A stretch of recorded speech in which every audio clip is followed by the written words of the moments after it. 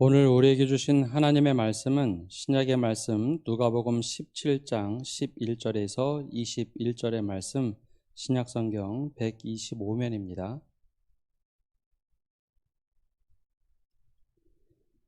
이제 하나님의 말씀을 봉독합니다. 예수께서 예루살렘으로 가실 때에 사마리아와 갈릴리 사이로 지나가시다가 한 마을에 들어가시니 나병 환자 10명이 예수를 만나 멀리 서서 소리를 높여 이르되 예수 선생님이여 우리를 불쌍히 여기소서 하거늘 보시고 이르시되 가서 제사장들에게 내 몸을 보이라 하셨더니 그들이 가다가 깨끗함을 받은지라. 그 중에 한 사람이 자기가 나은 것을 보고 큰 소리로 하나님께 영광을 돌리며 돌아와 예수의 발 아래에 엎드려 감사하니 그는 사마리아 사람이라. 예수께서 대답하여 이르시되 10사람이 다 깨끗함을 받지 아니하였느냐? 그 9은 어디 있느냐? 이 이방인 외에는 하나님께 영광을 돌리러 돌아온 자가 없느냐 하시고 그에게 이르시되 일어나 가라. 내 믿음이 너를 구원하였느니라 하시더라. 바리새인들이 하나님의 나라가 어느 때에 임하나이까 묻거늘 예수께서 대답하여 이르시되 하나님의 나라는 볼 수 있게 임하는 것이 아니요 또 여기 있다 저기 있다고도 못하리니 하나님의 나라는 너희 안에 있느니라. 아멘. 우리 지난 설 명절을 보냈습니다.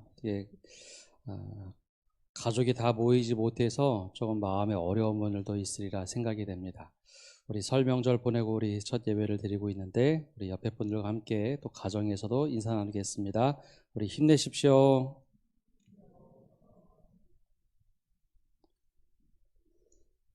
예. 우리 선조들은 세상에 순응하는 모습도 있었지만 늘 도전하고 새롭게 만들어가는 모습도 있었습니다. 지난 2월 4일 입춘이 지났는데요. 입춘하면 봄에 들어가다라는 한자로 쓸 줄 알았는데 입춘이라는 단어는 세우다, 설립을 썼습니다.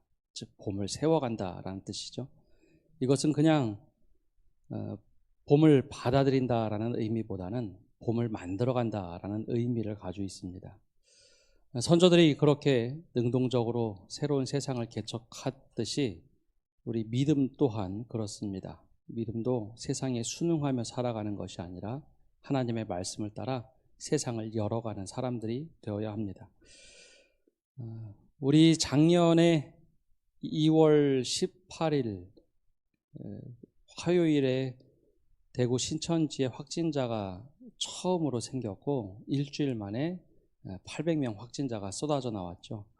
그리고 23일 주일이 돼서 처음으로 예배당에서 예배를 드리지 못하고 가정에서 예배를 드린 지 이제 꼭 1년이 되었습니다. 지난 1년간 코로나19 바이러스는 악한 존재이면서 역설적으로 우리에게 중요한 도전과 깨달음을 준 것이 있습니다. 개개인으로 보면 분주한 일상을 멈추고 정말 우리에게 가장 소중한 것이 무엇인가? 바로 생명의 귀중함에 대하여 새롭게 깨닫게 했습니다.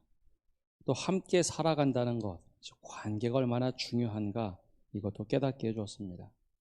신앙의 관점으로 보면 신흥 이단들의 실상이 세상에 다 알려지게 되었고 우리 안에 극단적 종말론과 왜곡된 믿음이 잘못되었다라는 것을 깨닫게 해주었습니다. 우리끼리만 잘 믿으면 된다고 했던 유대교의 폐쇄성이 혹시 우리의 모습은 아니었는지 이 모습을 보면서 또 예배드리지 못하는 환경 속에서 과연 믿음의 본질이 무엇인가, 신앙의 본질이 무엇인가라는 것을 우리 스스로 생각하게 해주었습니다. 물론 부정적인 측면도 여전히 존재하고 있습니다. 집에 머무는 시간이 많아지면서 가정폭력과 아동학대가 늘었다는 소식이 부쩍 늘었습니다.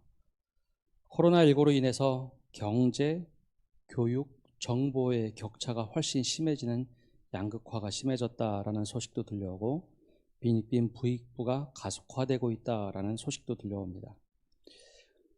코로나19라는 바이러스의 출현은 환경 문제, 즉 우리가 지나치게 소비한 환경 문제로 인한 것임에도 불구하고 이것을 극복하자라고 깨닫게 해주었지만, 반대로 일회용품의 폭발적인 증가는 우리들의 미래를 또 어둡게 만드는 현상도 나타났습니다. 바로 이때 하나님께서 우리를 부르신 그리스도인으로 살아간다는 것이 무엇일까요? 하나님께서 부르셔서 우리를 구별하셨다라는 뜻이 거룩함이라는 단어입니다. 거룩함이 주일에 성경책을 들고 거룩한 모습으로 오는 것이 거룩함의 전부가 아니라 하나님께서 우리를 구별하신 그 뜻대로 살아가는 것, 이것이 거룩함입니다. 그렇다면 거룩함을 실천하는 것은 단지 우리가 예배 드리는 것을 뛰어넘어서 하나님께서 우리를 부르신 목적, 즉 생명을 소중히 여기는 것, 또 가장 가까운 가족과 믿음의 식구들을 인격으로 대하는 것, 또 요즘처럼 명절이 지나면서 소외되고 외로운 사람들은 없는지 한번 따뜻한 관심과 눈길을 주는 것, 또 누군가에게 상처 주는 언행을 한다면 이것을 멈추는 것, 또 학대당하는 이들이 있다면 그것을 막아서 주는 것, 또 아주 간단해 보이지만 일회용품을 어떻게 하면 줄일까 하는 모든 것이 하나님께서 원하시는 거룩한 삶의 방식입니다. 봄을 그냥 들어가는 것이 아니라 만들어갔던 것처럼 우리가 이 거룩함을 통해서 믿음을 온전히 세워가시는 이 성도 여러분 되시기를 간절히 바랍니다. 오늘은 예수님께서 나병 환자를 고치셨던 말씀을 통해서 우리의 믿음의 도전을 한번 해보고자 합니다. 우리 11절 말씀 같이 읽어보겠습니다. 11절입니다. 예수께서 예루살렘으로 가실 때에 사마리아와 갈릴리 사이로 지나가시다가. 아멘. 다른 복음서와 달리 누가는 예수님을 갈릴리에서 저 높은 곳 예루살렘으로 올라가시는 여정으로 복음서를 써내려갔습니다. 갈릴리라는 곳은 예수님께서 말씀을 가르치시고 치유사역을 하셨던 중심지였다면, 예루살렘은 예수님께서 마지막에 십자가를 지셔야 하는, 또 죽음이 기다리고 있는 곳입니다. 그래서 아래서부터 위로 쭉 올라가시는 여정은 예수님 입장에서는 정말 힘든, 가면 갈수록 마음이 힘든 여정입니다. 우리 눈에는 예수님께서 기적과 사역을 하시기에 흥미진진하게 보이지만 예수님께는 정말 마음 아픈 시간이 가까워오는 시간입니다. 그럼에도 불구하고 예수님은 자신을 위한 삶보다는 누군가를 회복시키는 삶, 누군가를 위해서 자신을 헌신하는 삶으로 이 삶을 살아내시고 계십니다. 그러던 어느 날 이 사마리아와 갈릴리 사이로 지나가시게 됐죠. 이 지역은 우리가 잘 알고 있는 베단이라는 지역도 등장을 합니다. 이 지역은 좀 낙후된 지역으로 사마리아 사람과 유대인들이 어울려 살아가는 지역입니다. 이 지역을 통과하다가 예상치 못한 사람을 만나게 되죠. 오늘 본문 12절에 나오는 것처럼 한 마을에 들어가시니 나병 환자 10명이 예수를 만나 멀리 서서 외치기 시작합니다. 나병 환자, 예전 개역 성경에는 문둥병이라고 기록되어 있고 요즘에는 의학 용어로 한센병이라고 부르죠. 한센인이라고도 부릅니다. 성경에 기록된 나병 환자라는 범주는 요즘처럼 한센인이라고 국한된 사람들을 이야기하지 않습니다. 이 피부 질환, 이 피부 습진 같은 질환부터 진짜 한센병까지 큰 범주로 나병 환자다라고 불렀습니다. 2000년 전의 의학 수준으로 볼 때 이 사람들에 대한 터부시는 굉장했습니다. 특별히 성경 레위기와 민수기에 보면 이들에 대한 말씀이 나오는데요. 레위기에 이런 말씀이 나옵니다. 13장에 보면 나병 환자는 옷을 찢고 머리를 풀며 윗입술을 가리고 외치기를 부정하다 부정하다 할 것이요 병이 있는 날 동안은 늘 부정할 것이라. 그가 부정한 즉 혼자 살되 진영 밖에서 살지니라. 하나님께서 이스라엘 백성들에게 이 나병에 대한 경계를 하고 이 말씀을 주신 이유는 이 감염이 되지 않도록 격리하라라는 취지에서 이 말씀을 하신 겁니다.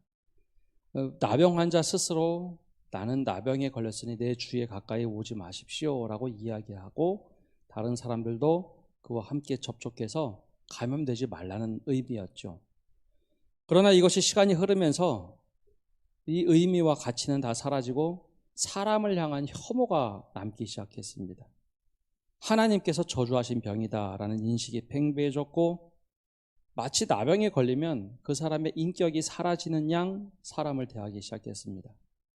마을에서 쫓아냈고 그들이 따로 모여 사는 마을 둔 것만 해도 괜찮은데 이 사람들이 가까이 오기 시작하면 막 소리 지르고 돌을 던졌습니다. 근데 이것이 성경 시대만 그랬느냐?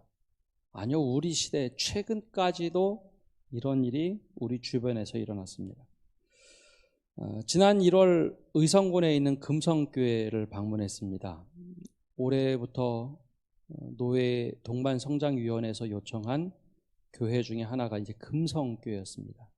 이 교회는 1962년에 여기 대구 애락원에서 퇴원한 분들이 한 50여 명이 그 마을에 정착을 했고 그와 함께 김종원 목사님이 세운 교회가 이 금성교회입니다. 당시 동산병원과 영국 선교회가 예배당을 지어줬고 국가에서는 이분들이 정착해서 살 수 있도록 양계 모든 기술과 병아리들을 제공해 주었습니다. 아주 이곳에 가보니 첩첩산중입니다. 차를 몰고 가도 산 몇 개를 넘은 것 같습니다. 그렇게 외지에 이분들이 정착해서 살았죠. 그렇게 좀 괜찮게 건강도 많이 회복하고 살았습니다. 그러던 어느 날 사람들의 인식이 바뀌지 않았던 큰 사고가 벌어졌는데 1992년에 세상을 떠들썩하게 한 사건 하나가 터졌습니다. 바로 개구리 소년 실종 사건입니다. 다들 기억하시나요?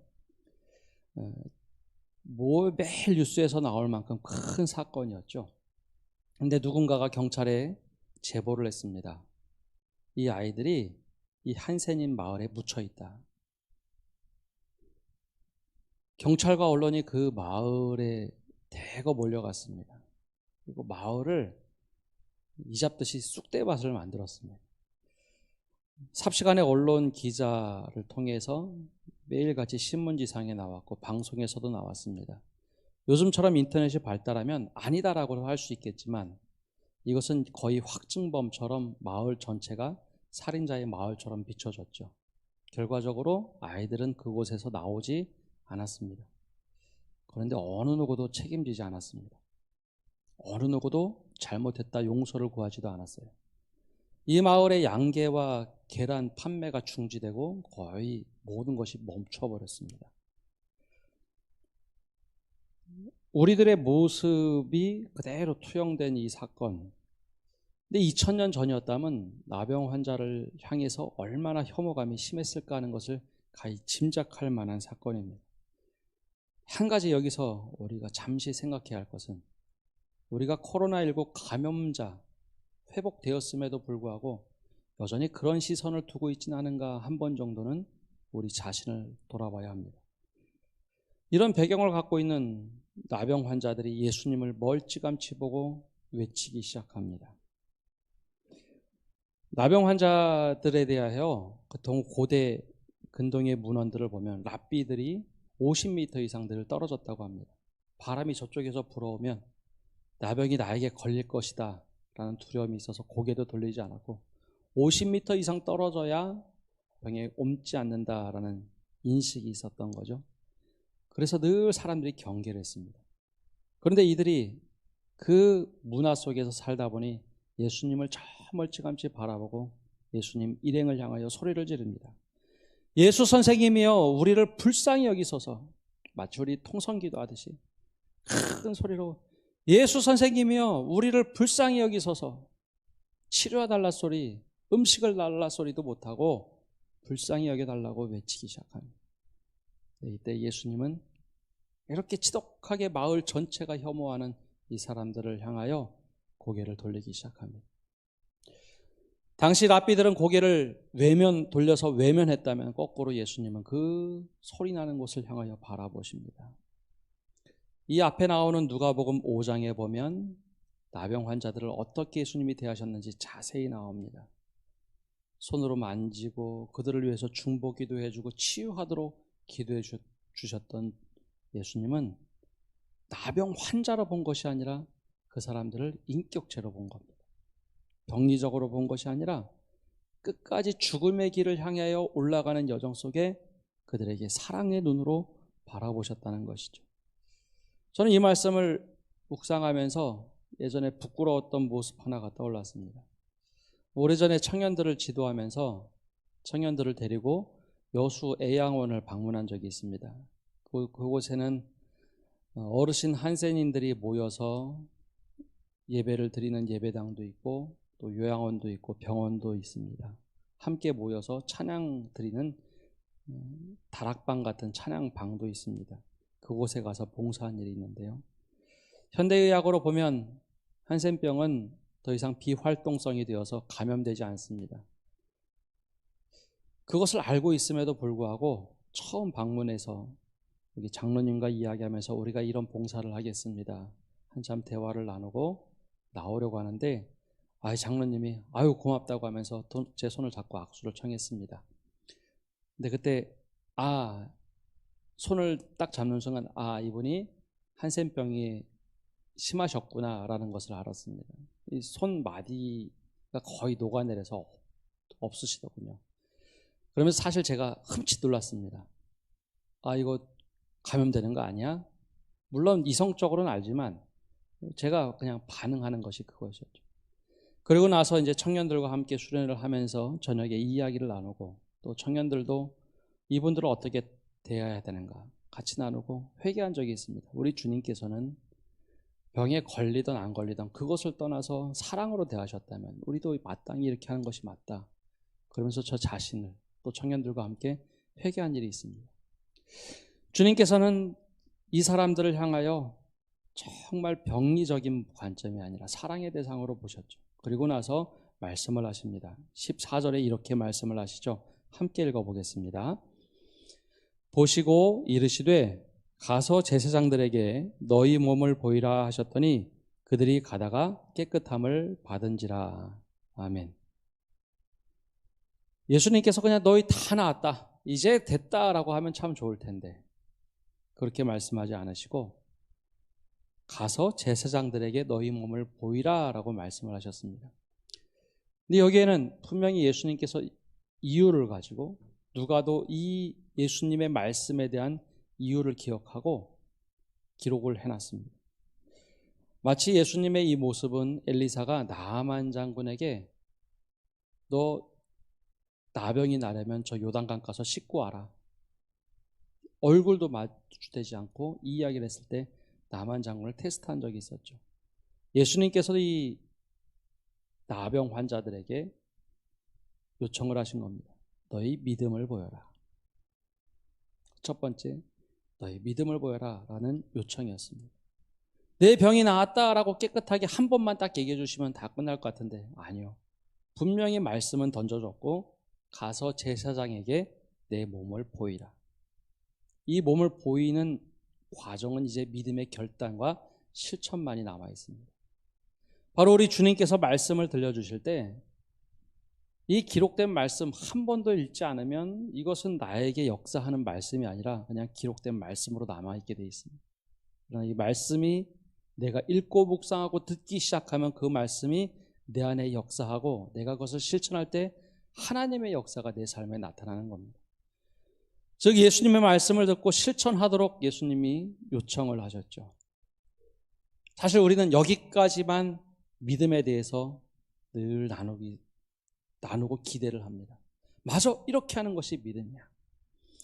나병 환자들도 이 말씀을 듣고 가서 제사장으로 향합니다. 근데 사실 내가 병이 낫는지도 안 낫는지도 모르는 상태에서 믿음을 가지고 가는 겁니다. 예수님이 말씀하셨으니 가자. 가던 도중에 자신들이 회복됐다라는 것을 깨닫게 됩니다. 바로 믿음의 결단이라고 하는 것은 바로 말씀을 듣고 행하는 것을 이야기합니다. 그런데 누가가 과연 이 이야기만을 하기 위해서 이 말씀을 기록했을까? 유일하게 이 말씀이 누가복음에만 나오는데 누가는 조금 다른 의도가 있습니다. 여기까지만 보면 하나님께서는 우리에게 은혜 주시고 우리는 은혜를 받아 먹기만 하는 사람이 됩니다. 요청하면 하나님이 은혜 주시면 그 은혜대로 살면 되지. 그러나 누가는 여기에 관점을 둔 것이 아니라 이 뒷부분에 관점을 두었습니다. 무엇인가 하면 왜 예수님께서 제사장에게 가서 보이라고 했을까라는 겁니다. 병이 나으라고 하면 되는데 왜 제사장에게 가서 몸을 보이라고 했을까? 믿음의 결단도 있지만 두 번째로는 관계의 회복입니다. 제사장에게 가서 몸을 보이고 회복됐다라는 인증을 받아야 하지만 그들이 가정에 들어갈 수 있고 마을로 들어갈 수 있습니다. 내가 낫다고 해서 갑자기 변화되는 건 내 몸뿐이지 관계가 바뀌지는 않아요. 나병에 걸리면 지역으로부터 다 내쫓김을 당했습니다. 가정에서 내쫓김을 당하고 마을에서 내쫓김을 당했어요. 그러니 제사장에게 가서 그 몸을 보이는 순간 제사장이 이제 너 나았다 선언을 해주고 정결례를 하면 이제는 마을로 들어가서 가정이 회복되고 마을 사람들과 회복되고 마지막으로는 하나님과의 관계가 회복되는 예배 드릴 수 있는 자격이 부여가 됩니다. 이것을 요구한 것이죠. 그런데 웬걸요? 오늘 말씀을 보면 그들이 어떻게 했을까요? 15절과 16절에 그 결과가 나옵니다. 우리 15절 16절 말씀 함께 읽어보겠습니다. 그 중에 한 사람이 자기가 나은 것을 보고 큰 소리로 하나님께 영광을 돌리며 돌아와 예수의 발 아래 엎드려 감사하니 그는 사마리아 사람이라. 아멘. 분명히 치유된 사람은 10명이었습니다. 제사장에게 가서 내 몸을 보이라. 그 믿음의 결단대로 제사장에게 가는데 나았다는 것을 깨달았어요. 그 길로 10명 중에 9사람은 자기 길로 갔고 한 사람은 자기가 나았다는 것을 깨닫고 나서 하나님께 큰 소리로 찬양을 하기 시작했습니다. 그리고 예수님 발 앞에 엎드려서 합당한 감사를 드리기 시작을 하죠.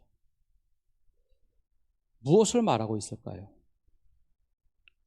우리가 일반적으로 하나님께 어떤 기도 제목을 가지고 간구할 때 그것이 이루어지면 내 믿음이 좋다라고 착각을 하는 모습을 보여주고 있습니다.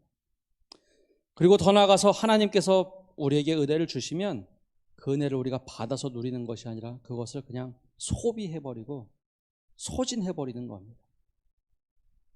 하나님의 은혜 속에 거하는 것이 아니라 한번 기도하고 은혜 주시면 그것 이제는 내가 마음대로 살아야지. 한번 이 위기나 어려움을 극복하고 나면 하나님의 은혜 속에 거하며 하나님과 소통하며 살아야 되는데 그것은 필요 없고 이제는 내가 결단하고 내가 이렇게 기도한 결과로 나왔으니 이제는 내 뜻대로 살겠다라는 모습, 그것이 10사람 중 치유되었던 9사람의 유대인의 모습입니다. 그런데 이 한 사람은 달랐습니다. 한 사람은 유대인이 아니라 바로 사마리아 사람입니다. 유대인들이 사마리아 사람들을 얼마나 싫어했는지요. 근데 똑같이 나병에 걸리자 더 이상 사람의 구분이 필요가 없었어요. 나병이라는 큰 그림으로 다들 사람들이 혐오하는 대상이었습니다. 근데 이 병이 낫자 사마리아 사람은 달랐습니다. 나에게 은혜를 주신 것에 대한 감사를 하나님께 영광을 돌리기 시작합니다. 그리고 예수님을 찾아와서 거기에 합당한 감사를 드리기 시작하죠. 가정과의 관계가 회복되고 마을에서의 관계가 회복되고 하나님과의 관계가 회복되는 것 이전에 이 사마리아 사람은 예수님과의 관계가 온전히 형성되었음을 보여주는 사람입니다. 나머지 9사람은 괜찮은 것 같았는데 치유받고 나더니 자기 길로 갑니다. 예수님께 찾아왔을 때 예수님이 물어봅니다. 18절의 말씀처럼 이방인 외에는 하나님께 영광을 돌리러 돌아온 자가 없느냐? 반문을 하시죠. 아무도 없다는 겁니다. 왜 이 말씀을 하실까요? 바로 믿음은 현재형의 믿음이라는 겁니다. 예수님께서 이 돌아온 사마리아 사람을 보고 복음서에 몇 번 안 나오는 이야기를 하십니다. 내 믿음이 너를 구원하였도다. 육체 치유받은 거 말고, 육체 치유받은 것, 그것으로 그냥 끝내는 것이 아니라 이제는 너는 나와 함께 소통을 하는 내 믿음이 너를 구원하였다. 육체뿐만 아니라 전인적인 삶이 하나님의 소유가 되었구나, 하나님의 사람이 되었구나 칭찬을 하시죠. 우리들의 믿음의 현주소를 물어보고 있는 겁니다. 우리는 늘 인격적으로 대하시는 주님을 기대하며 살아갑니다. 그리고 인격적으로 대하시고 은혜를 부어주셨을 때 그 은혜에 대하여 감격하며 살아가는 것보다는 내가 이렇게 기도하고 이렇게 열심히 한 결과로서 은혜를 주셨지, 당연하게 생각하며 살아갑니다. 그리고 은혜를 소진하고 소비하며 살아갑니다. 하나님은 늘 공급하시는 분, 나는 늘 받기만 하는 사람. 하나님과의 관계는 상관없이 은혜만 구하는 사람이 되어버렸다는 모습들이 바로 유대인 9사람의 치유된 사람들입니다. 정반대로 늘 소외되고 어려웠던 사람, 그 단 한 사람, 사마리아 사람은 달랐어요. 은혜를 받고 그 은혜에 감사하고 감격해 할 줄 아는 사람, 그리고 예수님과 관계를 맺을 줄 아는 사람이었습니다. 그래서 그 믿음을 보고 내 믿음이 너를 구원하였다라고 말씀을 해주시죠. 우리의 믿음이 어떤가요? 우리의 믿음이 혹 치유함을 받았던 9사람의 믿음과 같지 않습니까? 은혜만을 구하고 하나님과는 관계없이 살아가는 우리들의 모습. 그러나 주님께서 원하시는 것은 사마리아 사람처럼 은혜를 받고 주님과 관계를 맺으며 살아가기를 원하신다는 겁니다. 아무것도 아닌 우리에게 찾아오셔서 우리의 기도를 들으시고 우리의 간구를 들으시고 나와 함께 가자 요청하시는 것이죠. 그래서 오늘 말씀 마지막에 바리새인들이 이런 질문을 합니다. 하나님의 나라가 언제 임하나이까? 그렇게 묻자 예수님께서 말씀하시죠. 하나님의 나라는 볼 수 있게 임하는 것이 아니요 또 여기 있다 저기 있다 못하리니 하나님의 나라는 너희 안에 있느니라. 바로 주님과 소통하고 주님의 임재를 구하고 관계를 맺고 살아가는 그곳에 하나님의 나라가 임한다라고 우리 가운데 있다라고 말씀을 하고 계십니다. 바로 따로 우리 현장 속에서, 삶 속에서 주님과 동행하며 살아가는 모습, 이것이 바로 하나님 나라를 살아가는 모습입니다. 주님께서 말씀하셨던 내 믿음이 너를 구원하였다라고 하셨던 그 음성이 바로 우리에게, 바로 나에게 들려주시는 그 음성이 되기를 간절히 축복합니다. 오늘 우리가 함께 찬양하며 나가기를 원하는데요, 우리의 삶을 주님 앞에 넣어놓고 주님의 은혜를 구하며 한번 찬양하며 기도하고 함께 기도합시다. 주 은혜임을 나는 믿는다라는 고백을 함께 드리겠습니다. 주 나의 모습 보내, 주 나의 모습 보내, 상한 나의 맘 보시네. 주 나의 눈물 안에 홀로 울던 밤 아시네. 주 사랑 내게 있네. 그 사랑이 날 채우네. 주 은혜 내게 있네. 그 은혜로 날 세우네. 세상 소망 다 사라져가도 주의 사랑은 끝이 없으니 살아가는 이 모든 순간이 주 은혜임을 나는 믿네. 세상 소망 다 사라져가도 주의 사랑은 끝이 없으니 살아가는 이 모든 순간이 주 은혜임을 나는 믿네. 우리 시간 합심해서 기도하며 나갑시다. 우리가 믿음대로 행하면 좋은 믿음이라고 생각을 했습니다. 주님이 은혜 주신 것 우리가 다 받고 그것을 소진해 가면서 살면 좋은 믿음인 줄 알았습니다. 근데 정작 주님과의 관계는 사라져버리고 늘 간구하고 멀찌감치 던져주시는 은혜만 구하는 우리 모습은 아니었는지, 이 시간 기도하며 나갈 때 주님, 이제 우리가 주님께서 은혜 부어주실 때 거기에 반응하고 응답하는 사람이 되게 달라고 기도합시다. 더 나아가서 주님께 합당한 영광을 돌릴 뿐만 아니라 주님과 관계를 맺고 주님께서 나에게 주시는 음성, 내 믿음이 너를 구원하였다고 하시는 그 음성 들을 수 있는 온전한 관계 형성되도록 하나님 우리에게 은혜를 부어주시고 은혜 가운데 거할 수 있게 해달라고 간절한 마음으로 주님께 기도하며 나가겠습니다. 하나님 아버지, 이 시간 기도하며 나갑니다. 하나님, 우리가 믿음이 좋은 줄 알았습니다. 내 기도 제목이 응답되면 좋은 줄 알았습니다.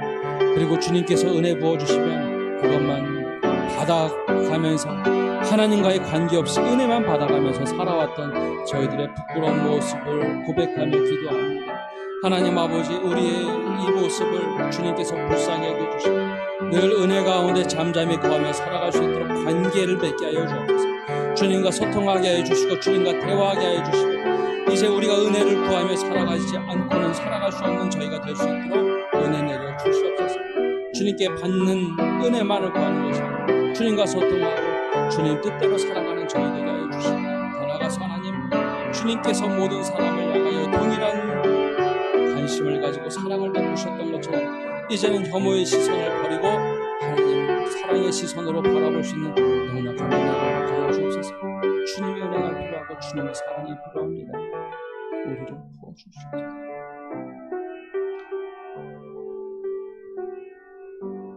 사랑의 주님, 우리가 열심히 기도하여 응답받으면 좋은 믿음인 줄 알았습니다. 내 간구가 이루어지면 이것이 내 믿음의 결과라고 생각을 했습니다. 그리고 내 뜻대로 살아왔습니다. 필요하면 필요할 때만 주님을 찾았습니다. 그리고 내 길로 갔던 우리들의 모습이 오늘 말씀에 등장했던 9사람의 모습은 아니었는지 주님 돌아보게 하여 주옵소서.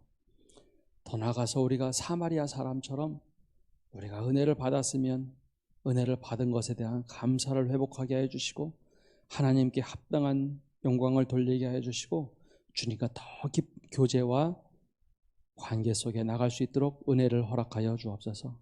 그래야 주님께서 들려주시는 음성, 내 믿음이 너를 구원하였다라고 하는 그 음성을 들을 수 있는 은혜와 믿음을 허락하여 주시옵소서. 주님, 내 뜻대로 살아가는 삶이 아니라 주님 닮아가는 삶이 되게 해주시고 이제는 누구를 한 사람을 향한 잘못된 시선을 걷어버리고 주님처럼 사랑의 시선으로 바라보고 사랑으로 말할 수 있는 넉넉한 저희가 되게 하여 주옵소서. 이 모든 말씀 예수님의 이름으로 기도합니다. 아멘.